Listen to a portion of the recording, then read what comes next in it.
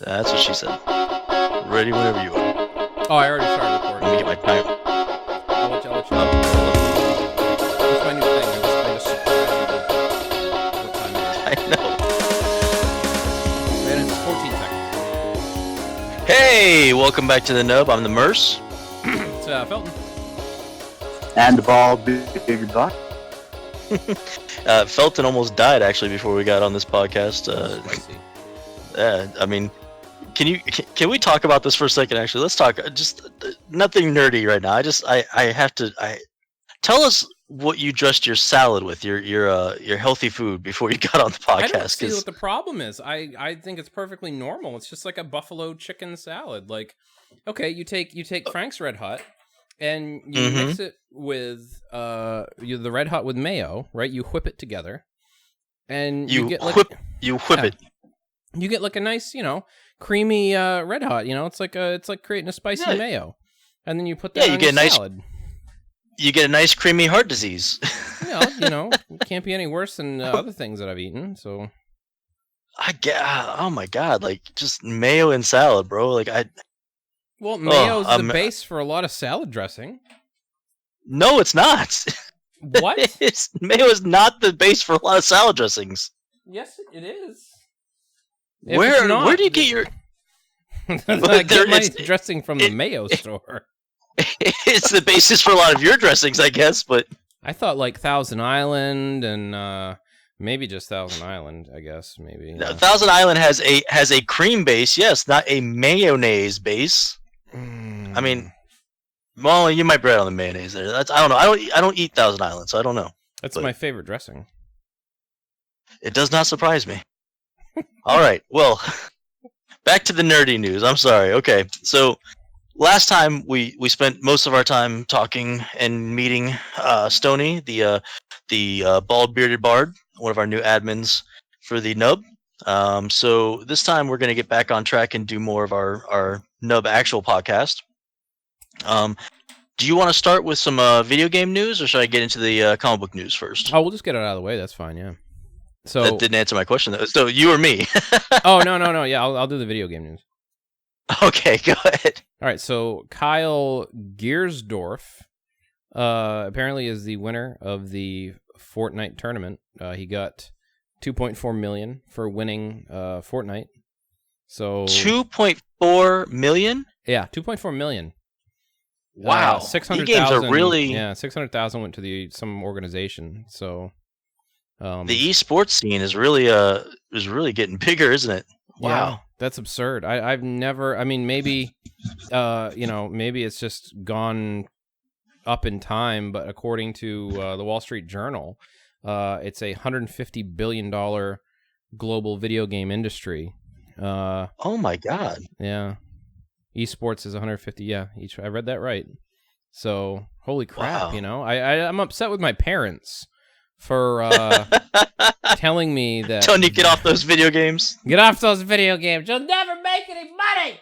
It's like, okay, well, Kyle Giersdorf, okay, this nerdy looking kid with a hat and a Justin Bieber haircut, just won, $2.5 million. That's more money than I'll ever make in my entire life. So yeah, that's thanks a lot, guys. Thanks parents. I was really good at Counter-Strike, so I'm just upset. No, you weren't. So all those parents out there listening, I was just thinking, I hope my son doesn't ever hear about this because I have a hard time keeping him off Fortnite as it is. Oh yeah, now he's gonna be like, yeah. Now he's gonna be like, oh yeah, Dad. Oh yeah. How much money did you make this year? Exactly. Yeah. Listen, he was a guest on Jimmy Fallon, so I mean, you win esports, you get on TV, you get your 15 minutes of fame, and then there you go. You still got your money. So, and he probably streams on Twitch too. And let's not even talk about the absurd amount of money these Twitch streamers make. Just goofing. I'm totally selling my bathwater. Like that's happening. Yeah. So that's fun.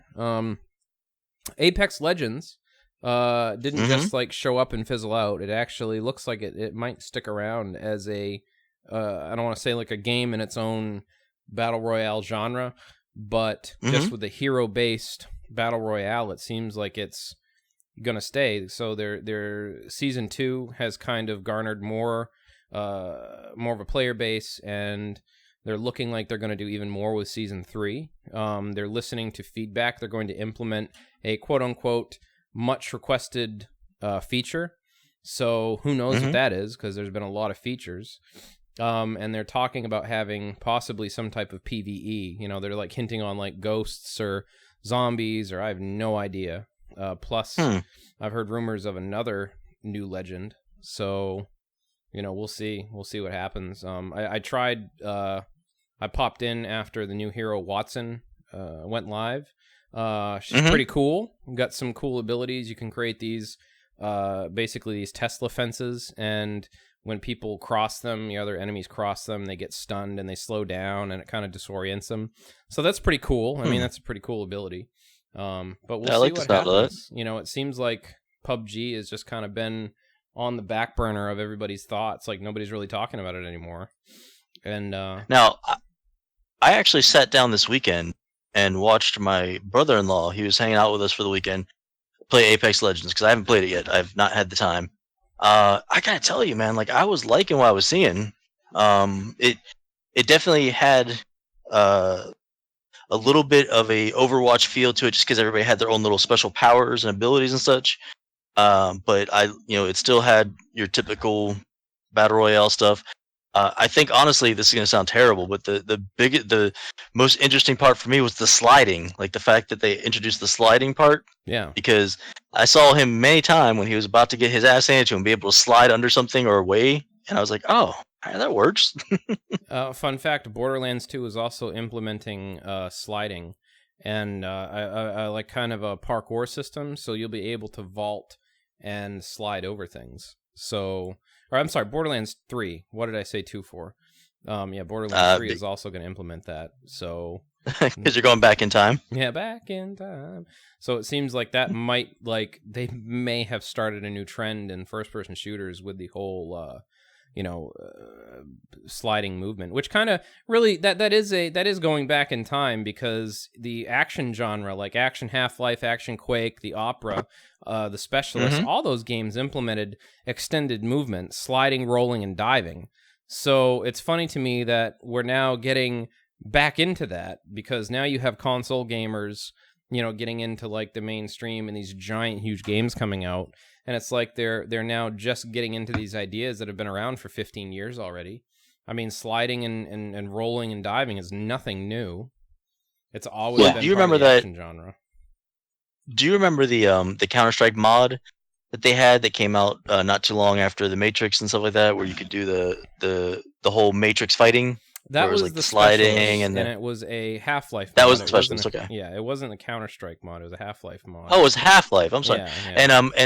And what engine and where did Counter-Strike modify itself from before it became its own game again? I forget. Was that Half-Life? Yeah, that was it was a Half-Life core engine. Yeah. So again, suck it. But it's an important distinction. It came from Half-Life, not Counter-Strike. Okay. God. Oh my God. I feel like I'm having a conversation with myself on YouTube. Well, you are. Well, actually, really, if you get down to it. Yeah, you didn't see me, but I adjusted my non-existent glasses when I said that. Oh, yeah, damn it. Yeah, so I remember loving it back then. So like seeing it implemented in Apex Legends, I was like, oh my God. I started getting like the old game sweats. I'm gonna push this kid off the console right now and start playing, but I restrain myself. Well, I restrain myself. It's free on PC, so whenever you want to play, I'll I know. show you the ropes, man. I know, and it's a time thing, man. I'm just trying to get my I gotta figure out a proper schedule, with sleep, work, the child, raising a dinosaur, trying to overtake the world. Like all those things have just really started to. Hard. Yeah, it's getting rough. So my last point, and I don't know if you saw this. Okay, did you see the story about what the FBI raided? No. Late in July. I don't think I heard about it. No. All right, I see a story like this, and I think to myself, "Oh, well, this was clearly a bunch of necromancers, and this is a cover story." The Fox 5 article is FBI found buckets of heads, arms, and legs, bodies sewn together at body donation facility. Apparently, there was this body donation facility in Phoenix, Arizona, where people would donate their bodies for science, and they would just end up mutilating the bodies. They found a cooler full of male genitalia, buckets of dicks, like literally buckets of dicks in this cooler. For science. Yeah, for science. Yeah, dicks for science, bro. They had like Frankenstein-esque sewn together bodies from like male, female parts, like bisected in half and sewn together, like all this absurdity, like all this craziness. And I'm thinking to myself, I see this and I think, my God, this has to be some type of cover story. Necromancers had to have been involved. Some kind of goblin had to, like, what? There's got to be something else here. I mean, who in their right mind would do this and think that it's okay? Like, that's simple. Crazy. These are obviously very conscientious necromancers.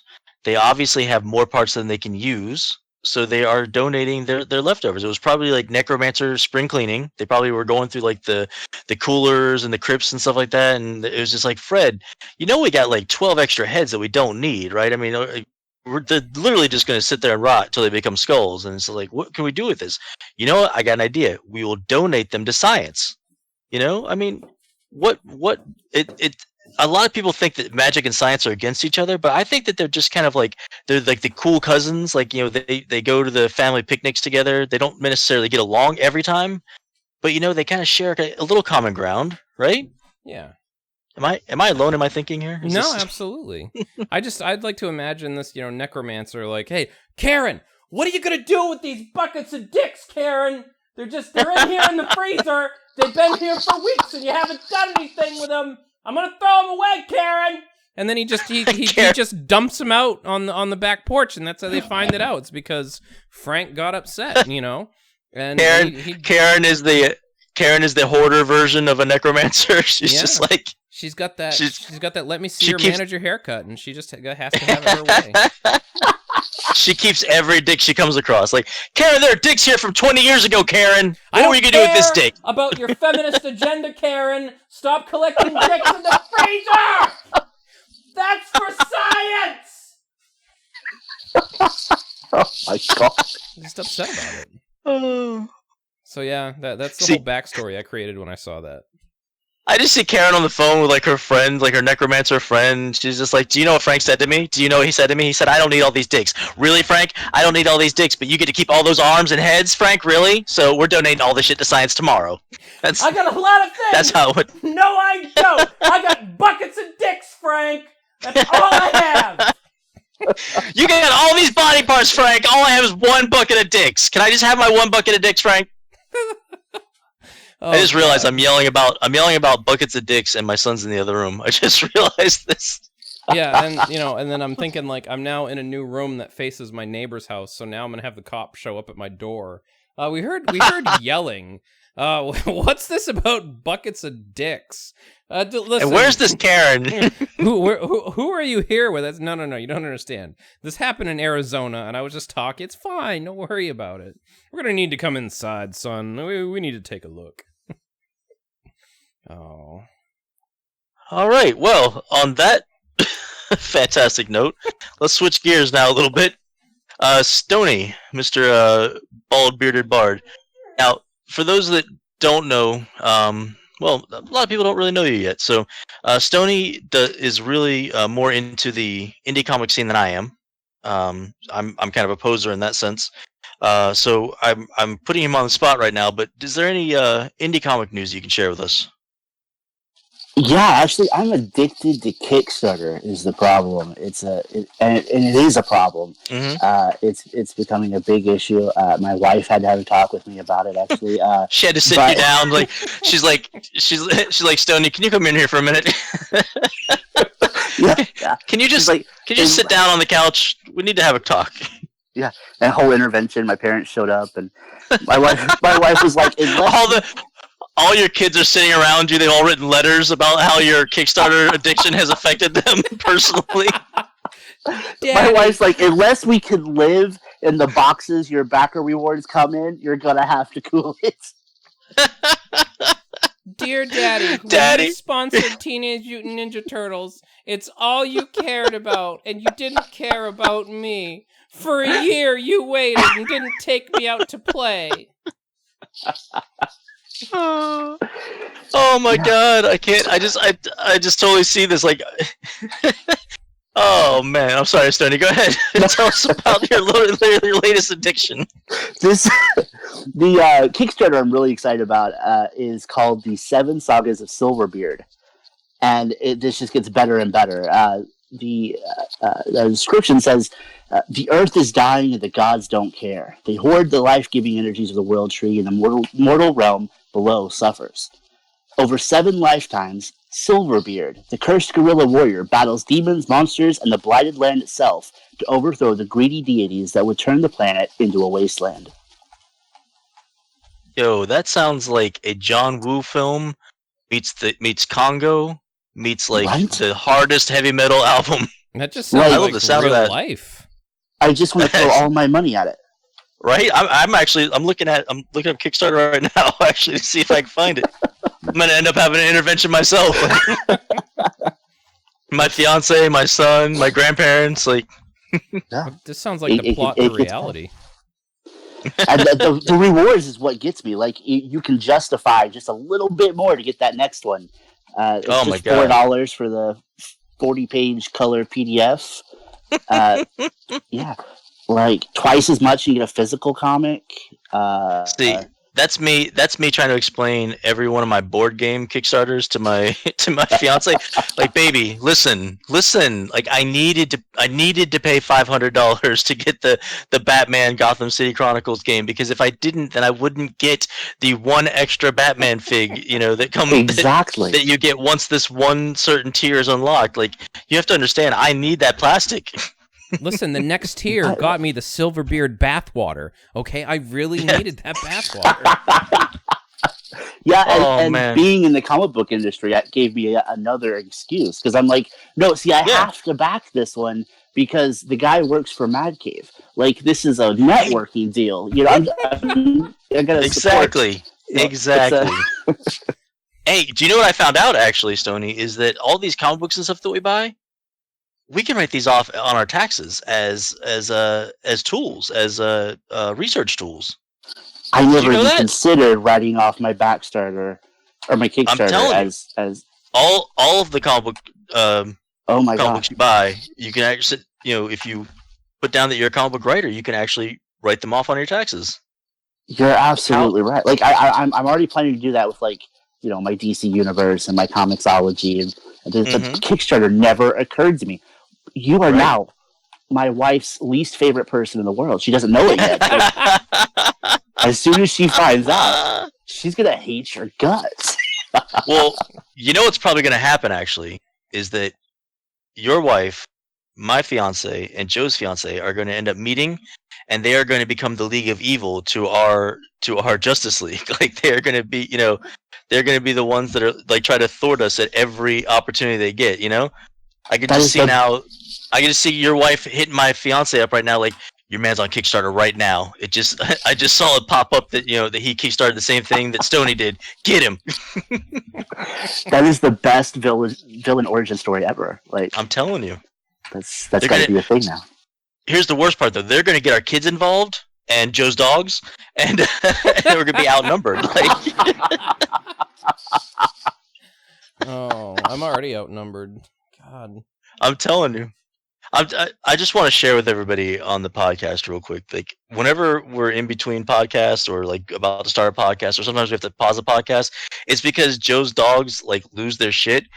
But Joe actually keeps the mic going so that we get to actually hear what's going on in the background. And sometimes it sounds like he's literally having either an intellectual argument with his dogs, like trying to explain to them the merits of why they should, leave the room or go outside and poop or, stop barking. Or it sounds like he straight shot them. Like, there's been a couple times where I've been listening, I was like, did he just shoot his dogs? No, it's just Oh, stuff falling over because I'm tripping. Yeah. yeah, tripping balls, man, tripping balls. I think they understand though. Now they finally understand, so it's good. Well, in the mainstream comic book news, I just today picked up House of X and Power of X, the two Jonathan Hickman books. Will be relaunching the whole X-Men mythos, so I'm really excited about those. I haven't read them yet, but I picked them up and they look amazing. The art from, let me see, looks like they don't put the artist on the front anymore. Oh, there we go. Sylvia is one artist. That's the one on the Powers of X, and then House of X. It looks like Lurazaz or Luraz. Sorry, Lurazaz. Wow, what was that? That sounds like a villain. Lurazaz. I draw comic books to fund my evil empire. But the art just looks absolutely stunning. So I'm hoping the stories are just as good. I love I'm Jonathan excited about Hickman. them. Yeah. Yeah, I love Jonathan Hickman, but he's one of those writers like he goes a little he goes really deep on his stories, and sometimes the first issues are you lose track of like what the hell's going on. You know, you're like, wait, what's going on? You've just introduced like these gods and this and that, and I have no idea where I am. But by the end of his arc, I mean, it's usually something amazing. So I'm hoping that's the case with this, especially because X-Men growing up was my go-to book always. I loved Absolutely, yeah. X-Men, and I would really love to see a return to form for them. So, which I did see with Tom Taylor's X-Men Red, and I Mhm. forget who it was that was writing Gold, but they were doing really well. So I liked both those books. Blue was absolute trash. I just think this will be good. Everything will the mythos will actually be organized better, so I'm very excited about that. Any other indie comic book news that you want to share, Stoney? Not off the top of my head. That's okay. No, I do. That's okay. I want to talk about the. I know I mentioned it a couple podcasts ago, but I picked up the core set for the Pathfinder Adventure card game. And let me tell you, I am down the rabbit hole with that game again. Like, you want to talk about addictions? Like, I swear that my fiance is gonna have to have a meeting with me. I'm at work. I spent hours at work the other day. There was nothing going on. I was on night shift, and I spent hours just organizing the game properly so that I could play it more efficiently. Like, it's bad. It's absolutely terrible. I'm waiting for my boss to come in and be like, "So, I heard that you What are you doing? yeah." And then you Heard explain you it were to him. just He's being fascinated, and then he wants to play with you, and then you create a whole other problem because then all anybody wants to do is play it. Yeah, except for my manager's an old Jamaican lady who doesn't believe in having fun, so Well, maybe just because she's she'll be never like, played it before. David, why were you playing this game all night long, David? I don't know. I had to save the kingdom. I Is don't that have a a reason. card game based on the RPG? Yes, yeah. So it's like all the locations, the monsters and stuff like that are based off the Pathfinder setting. I really hope that Paizo, who's the one that creates the game, I really hope that they attach the same game style to other um, franchises, because I could imagine like playing like superheroes version of this, playing like some kind of military version of this. I mean, like the actual game mechanics itself are so good that it could be translated into other games. And there are some other games that are similar, but this one is just so much better, in my opinion, than a lot of those other games. Basically, the premise of the game is that you have a deck, and that deck is your life force, right? But so you have to draw cards from the deck in order to do things. But as you draw cards and discard, discarding is like taking damage, right? Normally, most of your cards you want to try to recycle if you can, if they'll let you. Once your deck is actually empty, you're dead. So that Nice. premise has been used in other board games, but it's so polished in this one. So If, we are at. I'm sorry. Go ahead. if you haven't seen them, they do Pathfinder comic books. Some of my favorite comic books ever are the Pathfinder Goblin miniseries. I think there's 5 of them, and they're Oh yeah. fucking hilarious.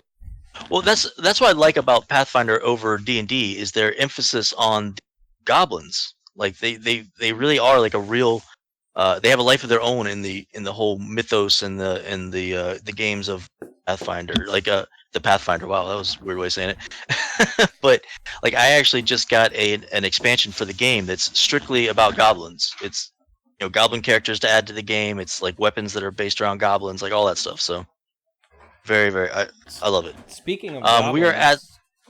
Oh, I just got to drop a shout out to this band that I just discovered called Necrogoblicon. They have a comedian that they hired who has the persona of John Goblicon. They're resident goblin and hype man. So I think you sent me a video of that. Actually, it was hilarious. Yes, they're amazing. Well, go check that out on YouTube. What's the YouTube channel for that one? I believe it. You just YouTube Necrogoblicon, and the band will show up, or just John Goblicon, and his talk show right now. It's actually really funny. We're at the 25-minute mark, so it is your turn, Mr. Felton, to roll the dice. But before we do the Die of Destiny, if Stoney would be so kind as to roll his d20, and then either add or subtract that number from the dice roll. I'm gonna have to outsource my dice roll to you because it's somewhere right now in one of my boxes. Oh, and you're gonna trust me on what I come up with then, right? Listen, I just told the story, so it better be honest. Well, go ahead, Stoney. Roll your d20 and let us know what you got. All right, here we go. 3. Oh, you could actually hear it rolled on that. That was nice. It was like, got the whole dice roll mechanic in there. All right, so are you going to subtract or add that? Let's, oh yeah. Stop. Is it me or him subtracting or adding it? It's him adding or subtracting it. Let's, subtract. Subtract. All right. Rolling the dice for Mr. Felton right now. Totally going to be honest about it. Not going to make up a dice roll at all. Not using the DM rules behind the screen. None of that. Totally going to be completely honest on this dice roll, and here we go. 19. And did you say you were adding or subtracting that? Subtracting. Oh, you lucky bastard. All right. Whew. So... Oh wait, no, that would have been good for you though, because I was rolling the dice for you, so I'm the lucky bastard there in this situation. Oh shit! So. God damn it! Yes. Next time. So I narrowly escape the Die of Destiny this time. Man, I really like having Stoney on. I really like having the bald bearded bard. What do you think, Felton? Should we try to get him on more often? Oh, absolutely. What about you, there, Stoney? How do you feel about it? I'm game. Let's do it. Oh man, so I think we just became the Three Musketeers of the nerddom now. Yes. I call D'Artagnan. Ooh. I called Oh, he was. I called D'Artagnan because it's the only one I can remember. I want the one that Val Kilmer played. Sure. I don't know which you could be. So you could be Val Kilmer. Was he in that movie? The man with the iron mask. I know Leonardo DiCaprio was in that movie. I don't think Val Kilmer was in that movie. Maybe I'm thinking of Tombstone. I think you are thinking of Tombstone. You are, yeah. So okay. So you want to be the Musketeer Doc Holliday. Okay, so we got D'Artagnan, the Musketeer Doc Holliday. What about you, Stoney? Who are you gonna be? Porthos. I gotta be Porthos. There you go. Okay, see, the only other one that I might have known. What's his name? John Malkovich. I want to be John Malkovich. Yeah, there you go. He was in that, just right? John Malkovich experience. So you're the Three Musketeer, just John Malkovich. The John Malkovich version, which is the character he played, but if he is himself. Yeah. I mean, if we're just doing that, then I will be D'Artagnan, but I will be Christopher Walken playing D'Artagnan. Ooh. So I'm gonna talk like this, and I hope that we don't die in this sword fight trying to protect Leonardo DiCaprio in his mask. Just saying. His iron mask. His iron mask, exactly. All right, guys. Well, it's been fun. We're gonna get off so that Felton can go beat his dog some more. No, I don't know what they need. God. At least yell at them some. Yeah, at least try to have another intellectual conversation about the merits of them. Why they were being such jerks tonight. I'm just thinking that honestly, you need to sit them down, right? And you just need to have a heart-to-heart with them. Like, just honestly, just be like, You know I love you, right? but listen, we've been through this. You're going to be on restriction. I'm going to take the bones away if you keep acting bad. Listen, no more Animal Planet and no more bones for a week, okay? No more Fortnite. Yeah. No more Animal Planet, no more Fortnite. No more watching. All right, well. I've been the Merce. It's Felton. And the bald bearded bard. And we'll talk to you guys on the next one.